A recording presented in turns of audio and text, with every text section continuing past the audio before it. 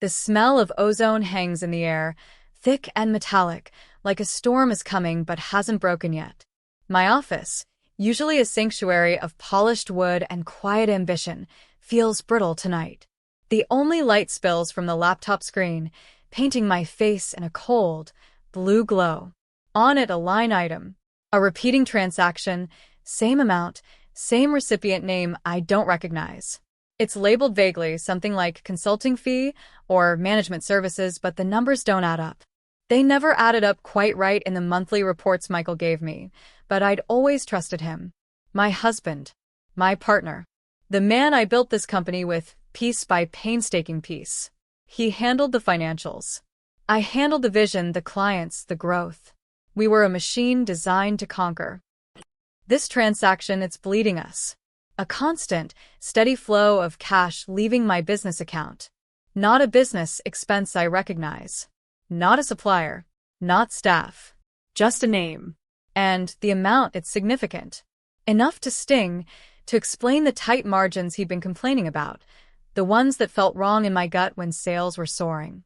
The screen flickers, showing the history of the payments. Years. It goes back years. A cold dread starts in my stomach, spreading outwards like a dark stain. My fingers tremble on the keyboard. Who is this? Why is my company paying them? And why does Michael, who scrutinizes every cent, allow this drain? My breath hitches. The office feels smaller, suffocating. The city lights outside the window are just blurry smears of indifferent light. The air is thin, hard to breathe. This isn't right. Something is fundamentally, terrifyingly wrong. If you've ever had a moment when the world you thought you knew fractured right before your eyes, you know this feeling. That cold, sick drop in your gut. Tell me where you're watching from and what time it is. Sometimes just knowing someone else is out there, watching, helps ground me. And if you haven't already, please subscribe. It helps me more than you know. It helps keep these stories alive. Before the screen glowed with that damning line item, life felt stable. Good. We had built something real. Our business, a design and marketing firm that specialized in sustainable urban projects, was thriving. We started small, just me with a laptop and a fierce idea, working from our spare bedroom. Michael came in a few years later. He was charming, good with numbers, the perfect complement to my creative chaos. We were a power couple. Everyone said so. The sleek office downtown, the small but dedicated team, the growing list of prestigious clients, it was all a testament to our partnership. My days were a whirlwind of client meetings, brainstorming sessions, overseeing projects. I lived and breathed the work. It was my passion, my art, my legacy. Michael managed the operations, the budget, the payroll. It felt like a fair division of labor. I trusted him implicitly. Why wouldn't I? He was my husband. We shared a home, a bed, dreams of the future. He saw how hard I worked, the long hours, the sacrifices. He saw the fire in my eyes when I talked about a new project. He was supposed to be my rock. We had a comfortable life. Not extravagant, but comfortable. A nice apartment, occasional nice dinners, a yearly vacation that felt earned. The business profits were our future, our security. I saw the overall health, the revenue growth, but I didn't pore over every single expense report. Michael handled that. He'd give me summaries, projections. It all looked healthy, albeit maybe a little less profitable than I expected sometimes, given the top-line numbers. He'd explain it away with increased operational costs, market fluctuations, things that sounded plausible. I was too busy building the empire to question the foundation he was supposedly securing. The office itself was a reflection of our success, or what I thought was our success. High ceilings, large windows overlooking the city, minimalist furniture, strategically placed greenery. It felt solid, permanent. A place where ideas came to life and success was manufactured daily. I felt a deep sense of pride walking through those doors each morning. This wasn't just a job, it was my creation. Our marriage felt normal, comfortably settled, maybe a little predictable, but I thought that was okay. We had our routines. Dinner together, talking about our days, watching movies. Sometimes late nights at the office together when big deadlines loomed. He'd bring me coffee, rub my shoulders. Small gestures that spoke of shared purpose, shared life. There wasn't any dramatic unhappiness. No shouting matches, no cold silence. Just the quiet hum of two people who had built a life side by side. Or so I believed. Looking back now, the cracks were probably there, subtle hairline fractures I chose not to see. His increased travel, explained away as networking events or potential client visits that never quite materialized into contracts. His phone, always face down, always locked. His occasional defensiveness about money, unusual for someone who claimed to be the financial expert. But I dismissed them. Work stress, I told myself. Everyone needs their privacy. I was too focused on my part of the equation, too confident in the fortress we had built together. The first few times I saw that recurring transaction, I thought it was an error. A glitch in the accounting software. I flagged it to Michael. He waved it off, said it was a retainer for a consultant on a confidential project he was exploring. Something about diversifying our portfolio. It sounded vague, but he was the finance person. Diversification sounded smart. I asked for details, a name, a company. He was evasive. Confidentiality, he insisted. Non-disclosure agreements. Clients who value discretion. He made it sound complex, high-level, a necessary evil of growth. I accepted it. He was my husband. He wouldn't lie about something like this. Not about the business we built together. Not about my money. But the transaction kept appearing, month after month. The amount never changed. It wasn't variable like consultancy fees usually are. It was fixed, like rent. The thought was a fleeting, absurd whisper in the back of my mind. Why would my company be paying someone's rent? It made no sense. I started digging quietly. Not in the main accounting software Michael controlled, but in the bank statements I had online access to. It was tedious, cross-referencing, searching. The transaction was always coded innocuously, buried in a batch of other payments. Hard to spot unless you were looking for it, unless you knew the name. The name. Celeste Dubois. It sounded elegant, sophisticated. Not a company name I recognized. Not an employee. Not a known vendor. I tried Googling the name. Lots of Celeste Dubois. Artists, writers, real estate agents. Nothing concrete linked her to our business, or to Michael, or to anything that would justify a large, recurring payment for years. Doubt is a corrosive acid. It eats away at trust, at security, at your sense of reality. I started questioning everything. Every late night he worked, every business trip, every time he checked his phone furtively. My perception of our life, of our marriage, began to warp. The man I thought I knew started to blur, replaced by a stranger I couldn't read. I started making excuses to look at the joint bank accounts more closely, the credit card statements. Small, coded charges I couldn't explain. Flowers from a florist across town, not the one we used. Dinners at restaurants I'd never heard of for two.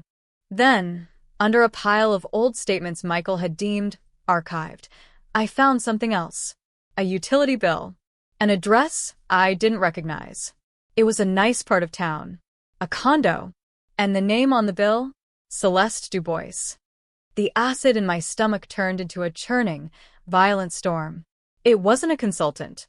It wasn't a confidential project. My company, built on my sweat, my vision, my endless hours, was paying the expenses for another woman. Michael was using my profits, the money that was supposed to secure our future, to fund a life with someone else. The confrontation was inevitable, ugly. I chose a night he was relaxed, unsuspecting. I laid out the evidence, trembling. The bank statements, the utility bill, the recurring payment. His face went through a series of changes, surprise, then fear, then a cold, blank mask I'd never seen before. He denied it, of course, vehemently. Lies poured out of him like sewage. She was a client, a difficult one. The condo was part of a complex deal.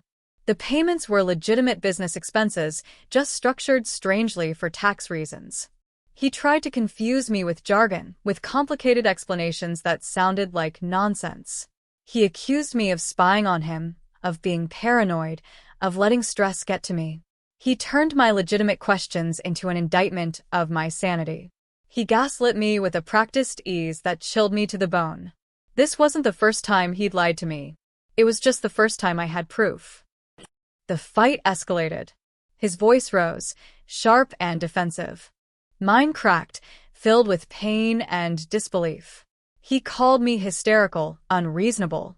He said I was jeopardizing the business with my suspicions, ruining our marriage over nothing. He twisted everything. The long hours I worked, neglecting him. My focus on the business, not caring about us.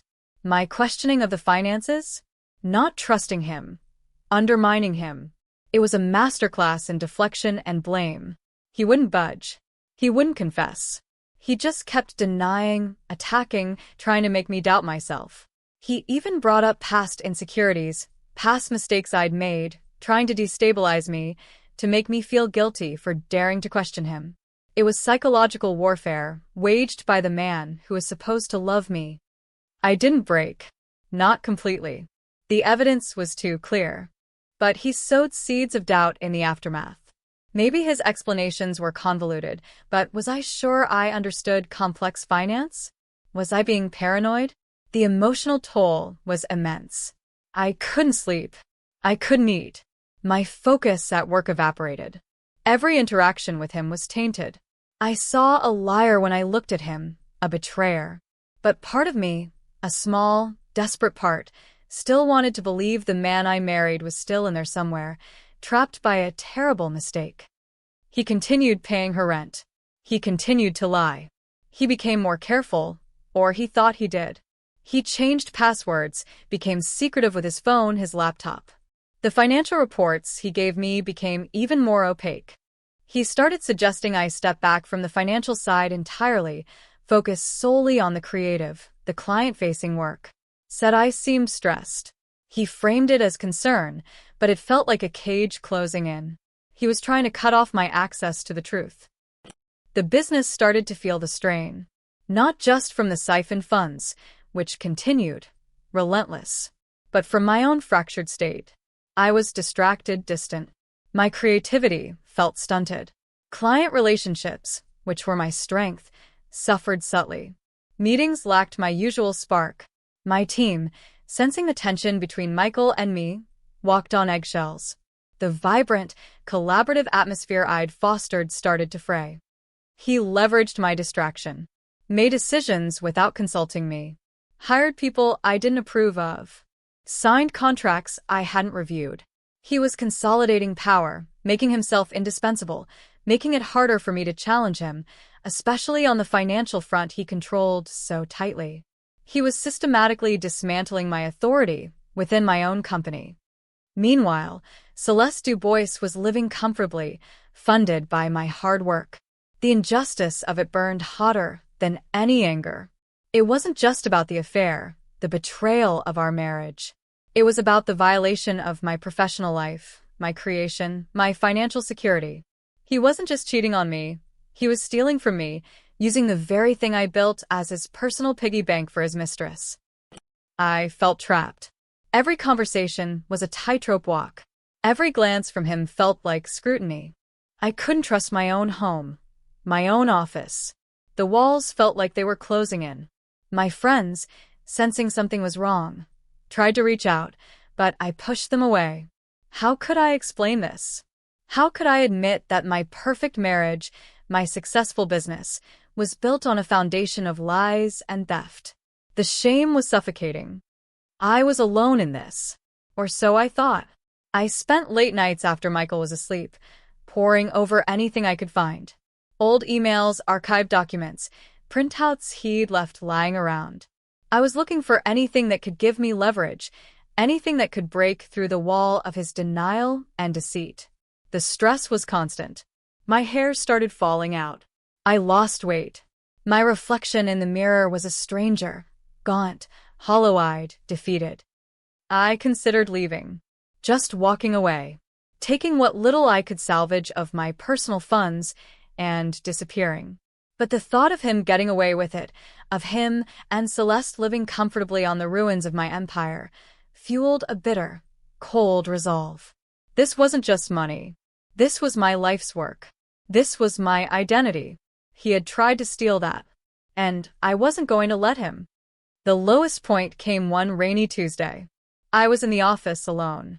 Michael was supposedly at an off-site meeting. I was trying, again, to reconcile a particularly large discrepancy in the accounts. The numbers swam before my eyes. I felt a wave of despair so profound, I thought I might physically collapse. It felt hopeless. He was too good at hiding things. He had too much control. He had stolen not just money, but my energy, my peace, my belief in myself. I put my head down on the cold desk and just wept. Not loud, racking sobs. Just quiet, defeated tears that felt like they were draining the last bit of life out of me. I felt utterly, completely broken. It was in that moment, in the silence of the empty office, with the rain tapping against the window like a soft indictment, that something shifted. The despair didn't disappear, but it changed. It hardened. It became a cold, sharp point in my chest. I looked up, my eyes stinging.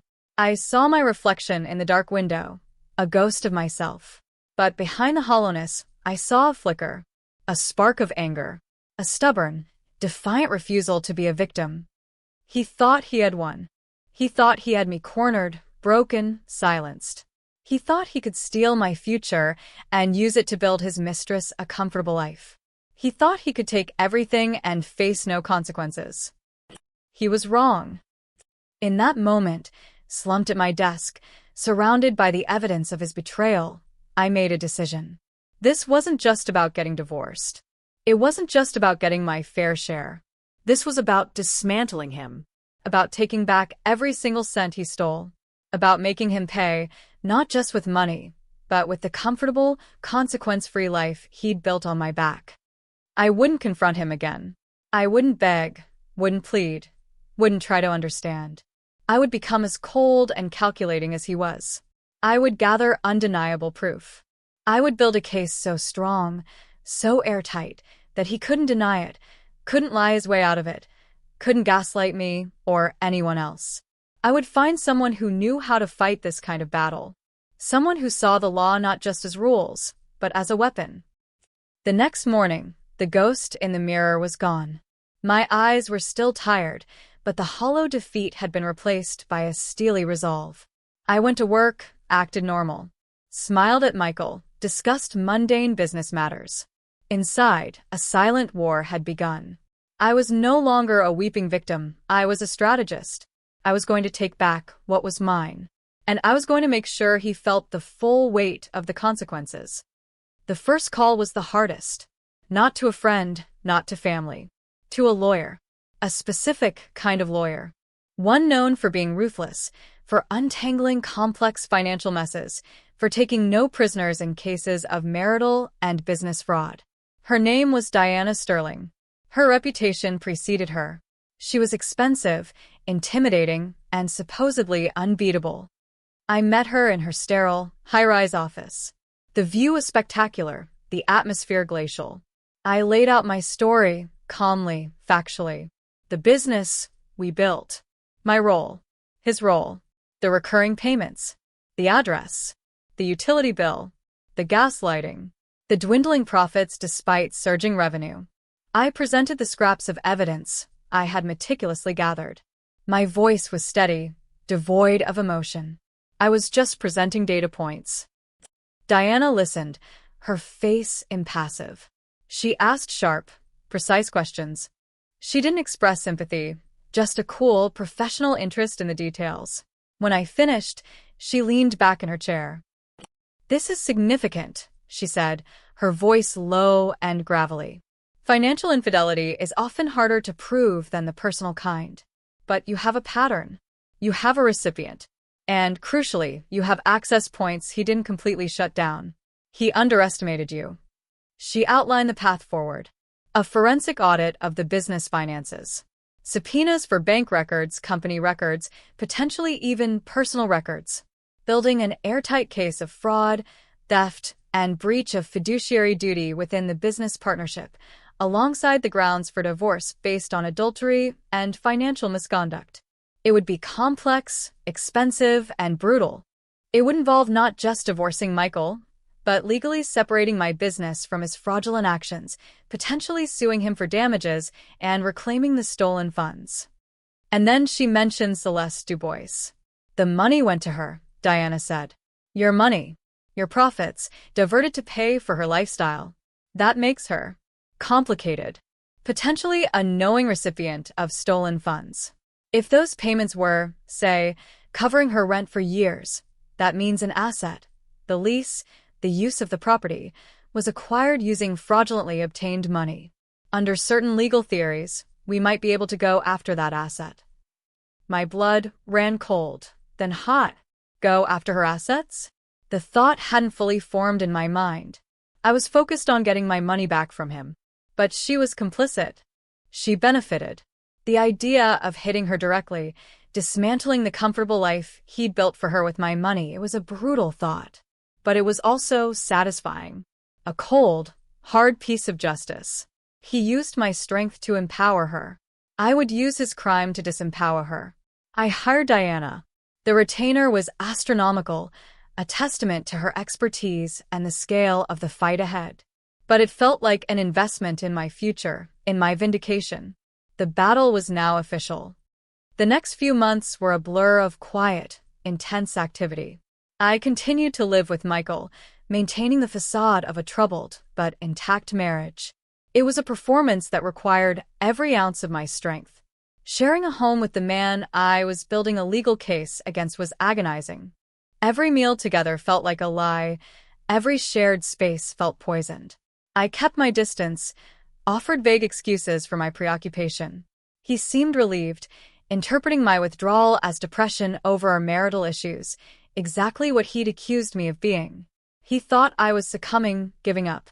He had no idea the storm that was gathering. Diana and her team worked silently, efficiently. They brought in forensic accountants who dove into the business records, untangling the deliberate obfuscations Michael had created. They tracked the money trail, confirming the payments to Celeste Dubois, identifying the address, the recurring nature of the payments. They dug into Michael's personal accounts, his communications. Slowly, piece by piece, the full picture emerged. Not just the payments to Celeste, but other hidden expenses, other questionable transactions. His financial mismanagement, veiled by his control, was more extensive than I'd imagined. The business wasn't just being bled dry, it was being mismanaged into potential ruin. The scale of his betrayal, of his recklessness, was breathtaking. He wasn't just funding an affair, he was actively undermining the company that was our sole source of income, our future. All for what? A comfortable apartment for his mistress? It felt pathetic, short-sighted, a petty fraud on an epic scale. The process of gathering evidence was emotionally draining. Seeing the concrete proof of his lies, month after month of payments, emails confirming dates, he claimed to be on business trips but was with her, tracking how much of my company's profits had gone directly to her lifestyle. It was like reliving the betrayal every single day. The anger solidified into a hard, permanent layer beneath my skin. My legal team discovered the specific nature of the payments to Celeste. They weren't just sporadic gifts. They were precisely timed, fixed amounts that exactly matched the rent on a luxury condo in that upscale neighborhood. For years, he was paying her entire housing expense, using my company's money. He had essentially gifted her a home using my profits. Diana saw this as a critical vulnerability. He didn't just give her money, she explained. He paid for a tangible asset that provided her with a long-term benefit. That makes the argument stronger that she was a direct beneficiary of the fraud, potentially unjustly enriched. We can move to freeze or seize assets derived from those payments. Starting with the condo itself, if she owns it, or other assets traceable to the payments if she was renting. The audacity of it. He had used my business, my creation, as his mistress's personal housing fund. The depth of the disrespect, the contempt for me and everything I had built, was staggering. It was a betrayal so complete, it felt almost operatic in its villainy. As the investigation deepened, Michael sensed the shift. My quiet resolve must have felt different from despair. He saw I wasn't collapsing. He saw I was functioning, navigating the business with a cold efficiency I hadn't possessed in months. He tried different tactics.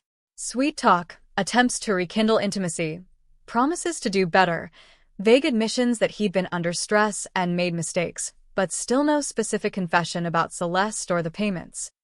When that didn't work, he resorted to threats, veiled warnings about what would happen if I didn't drop whatever this is. He reminded me he controlled the financials, that he could make things very difficult for me. He threatened to shut down the business, walk away, and leave me with nothing. He was trying to frighten me into submission.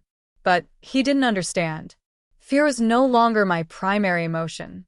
It had been replaced by something far more powerful, a burning desire for justice, for vindication. He had shown me his true nature, stripped away the charming facade. There was nothing left to save, nothing left to fear losing, except what was rightfully mine. My resolve hardened with each threat, each lie. Diana was building the case methodically. Depositions were scheduled. Filings were prepared. The legal machine was grinding into motion, silent and unstoppable, just below the surface of our everyday lives. The decision point, the moment where I fully committed to the fight, was sitting in Diana's office, reviewing the final draft of the legal complaint. Page after page detailing Michael's deceit, the money trails, the specific dates and amounts of the payments to Celeste, the impact on the business. It was stark, clinical, devastating. Seeing it all laid out, the sheer volume of the betrayal, solidified my determination. This wasn't just a marital issue anymore. This was a crime. And I deserved justice. Not just divorce. Not just damages. I wanted him to face the consequences of his actions, not just for the money, but for the years of lies, the emotional abuse, the near destruction of my life's work. Diana looked at me, her expression unreadable. "Once we file this," she said, her voice quiet, "there's no going back. It will be public. It will be ugly. Your life, as you know it, will be irrevocably changed. Are you ready?" I looked out the window at the city skyline, the same skyline I'd looked at from my office, the one that now felt like a cage. Ready? I wasn't sure anyone was ever truly ready for something like this. But I knew I couldn't go back to living the lie. I couldn't let him win. I couldn't let Celeste Dubois continue to live comfortably on the money he stole from me. "I'm ready," I said.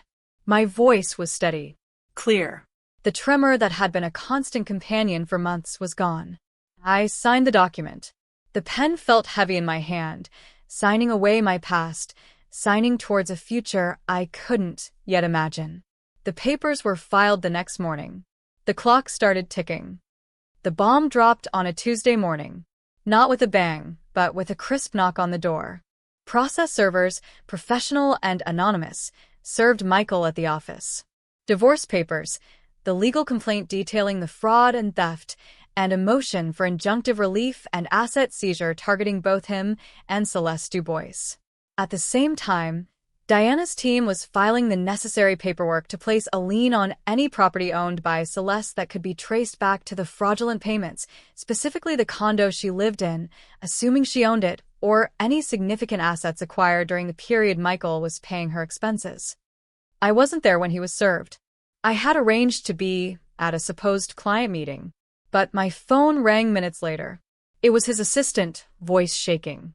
Michael was in his office shouting, throwing things. I arrived back at the office building maybe 30 minutes later. The air in the lobby felt charged.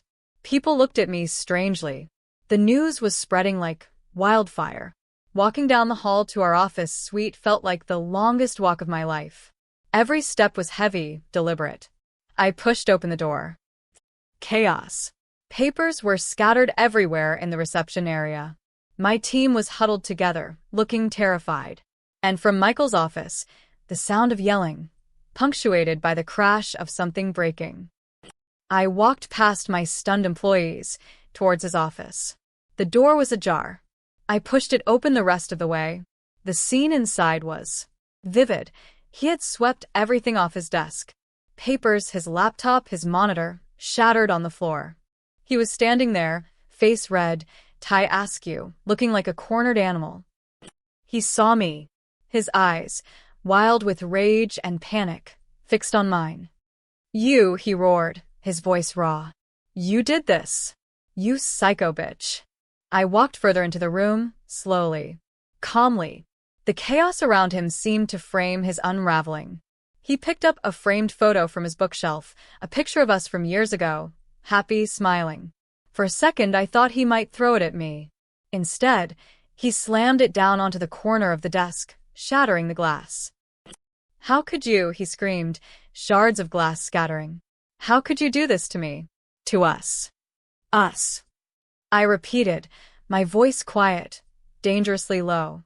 "There hasn't been an us for years, Michael. Not since you started using my business, my money, to pay for your girlfriend's life." He flinched at the word girlfriend. "She's not he started, but I cut him off. "Oh, she is," I said, stepping closer. The broken glass crunched under my shoes. I didn't care.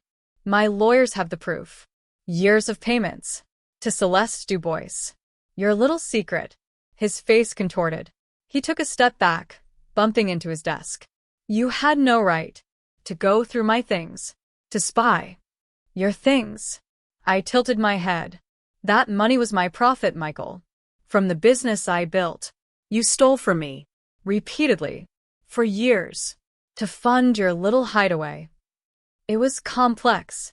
"Business expenses," he stammered, reverting to the old lies, but they sounded pathetic now.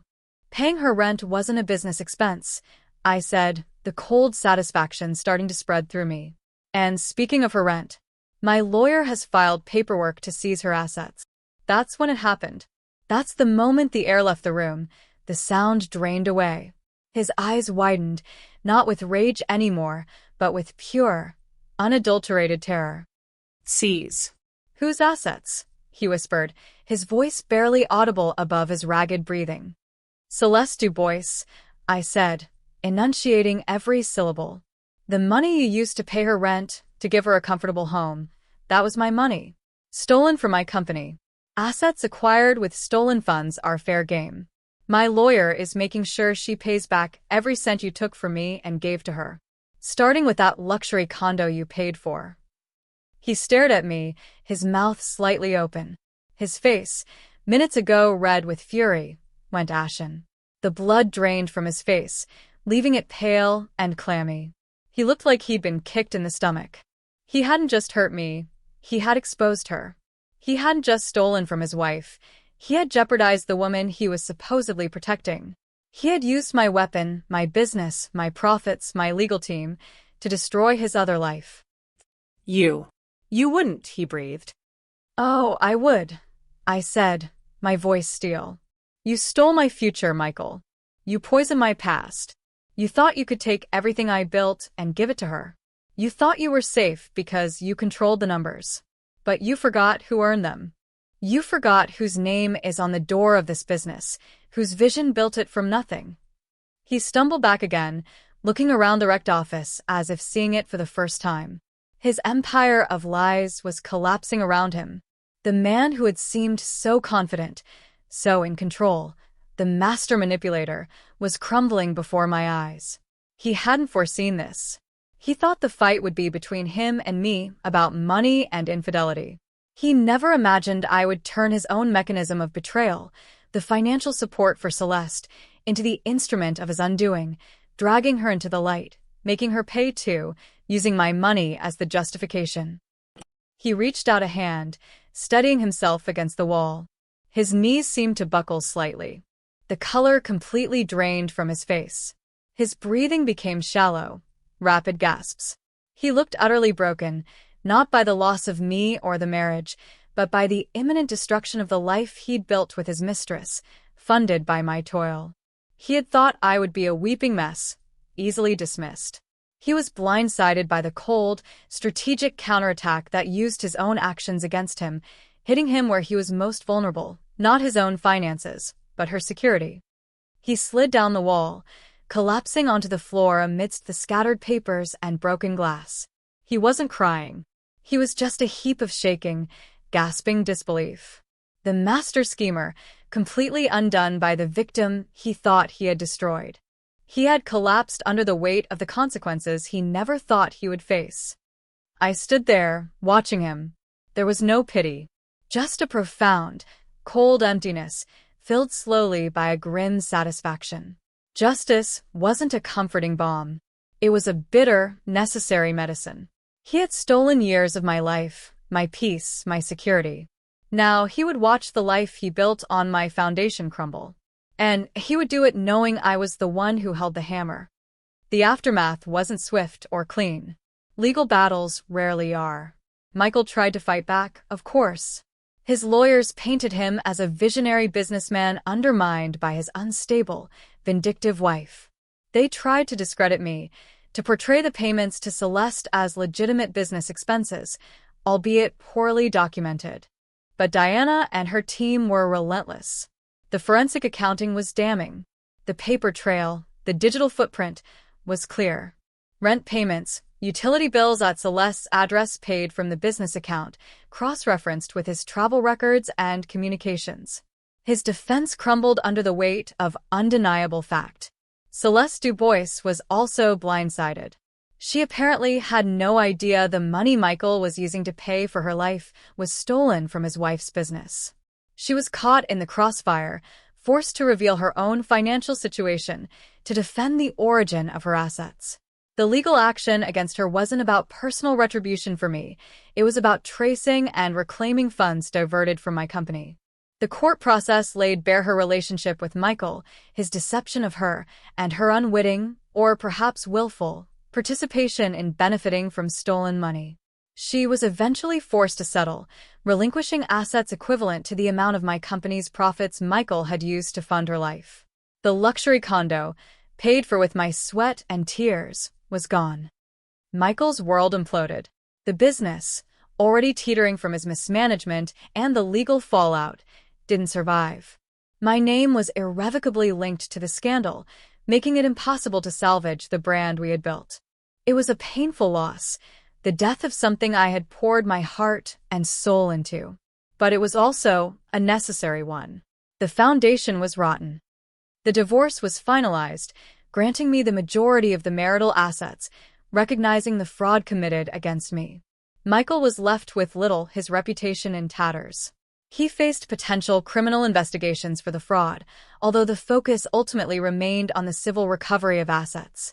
He was a pariah, professionally and socially. The man who had everything, who felt invincible, was reduced to nothing. And Celeste? She disappeared from the city shortly after the settlement. Her comfortable life, built on borrowed money and someone else's betrayal, was gone. For me, the victory was hollow in many ways. I had won the legal battle, reclaimed a significant portion of the stolen funds, and exposed the truth. But the cost was immense. The loss of my marriage, the destruction of my business, the public humiliation, the profound scar left on my ability to trust. I was financially stable again, but emotionally, the landscape was barren. I spent months in a daze, grieving the life I thought I had, processing the trauma. The office space was cleared out, the elegant furniture sold off. Walking through the empty rooms was like walking through a graveyard of my past dreams. I had to start over. Completely. It wasn't easy. Building a new life from the ground up, after such devastation, felt overwhelming. But the fire that had been reignited that rainy night in the office hadn't gone out. It had changed. It wasn't just about anger or revenge anymore. It was about resilience, about proving to myself that I could build something beautiful and strong again, this time on a foundation of truth and integrity. I started small, a consulting business, working from home. No partners, just me. I was cautious with money, vigilant about contracts, fiercely protective of my work and my clients. Trust was a luxury I couldn't afford easily anymore. But slowly, painstakingly, I started to rebuild. A new network, new clients, a new sense of purpose. It wasn't the same as the old business, not yet. It was quieter, more focused. And it was entirely mine. The dry humor returned eventually, a shield against the lingering pain. The cinematic drama of the climax faded into the quiet, often mundane reality of rebuilding. The hope wasn't a sudden, blinding light, but a slow, steady sunrise. The tragic element remains.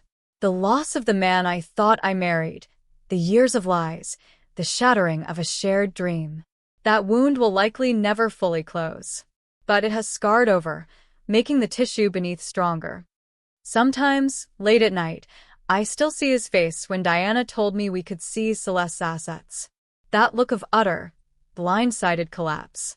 It's a grim reminder of the price of deceit, and a testament to the fact that you can't build a stable life on stolen foundations. Not my money, not my life. I learned that justice isn't always satisfying, but it is necessary. I learned that betrayal cuts deeper than you can ever imagine. And I learned that even when everything you've built is torn down, the strength to rebuild comes from within. It was always there, hidden beneath the trust, the partnership, the lies.